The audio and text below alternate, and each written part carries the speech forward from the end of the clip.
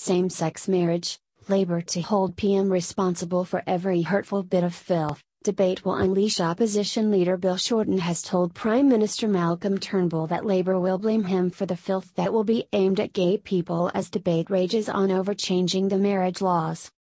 "I hold you responsible for every hurtful bit of filth that this debate will unleash," Mr. Shorten said in a fiery speech in Parliament this afternoon.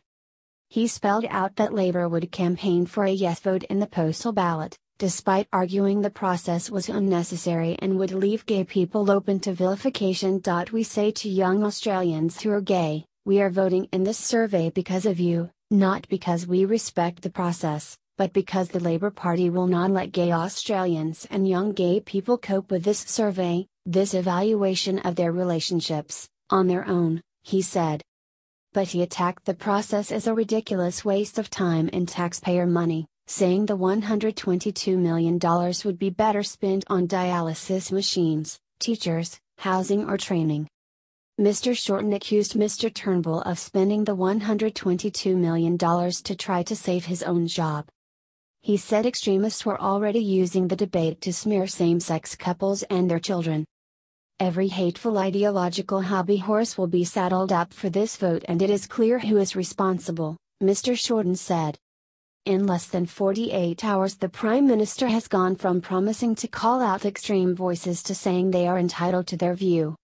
He also slammed the process that had been laid out for running the ballot, in particular because voters would not know the exact wording of the legislation that would be enacted if they approved a change. Mr. Shorten was highly critical that normal electoral rules would not apply and there would be no protection against ballot fraud, electoral bribery, intimidation, interfering with the electoral roll, publishing misleading and deceptive material. Labour constantly delayed, stalled, opposed change. Liberal MP Tim Wilson hit back at Mr. Shorten, pointing out that Labour did not legislate for same-sex marriage when it was in government from 2007 until 2013. Mr. Wilson told Parliament it had meant he had not been able to get married to his partner. "As the only member of this House who is actually engaged to their partner of the same sex, for 7 years I have been engaged," he said, mostly during the time of the previous and current government. He accused many in Labour of moral posturing and said they had constantly delayed, stalled, blocked and opposed change before changing their opinion. "Taking a lecture about the failure to pass a law from the opposition is a bit rich," Mr. Wilson said. "They had the potential for so many years to deliver this, it was immensely frustrating to watch that they did not. First we had Kevin Rudd who opposed it on religious grounds, then we had Julia Gillard who opposed it on feminist grounds, then we had Kevin Rudd who was for it and did not act."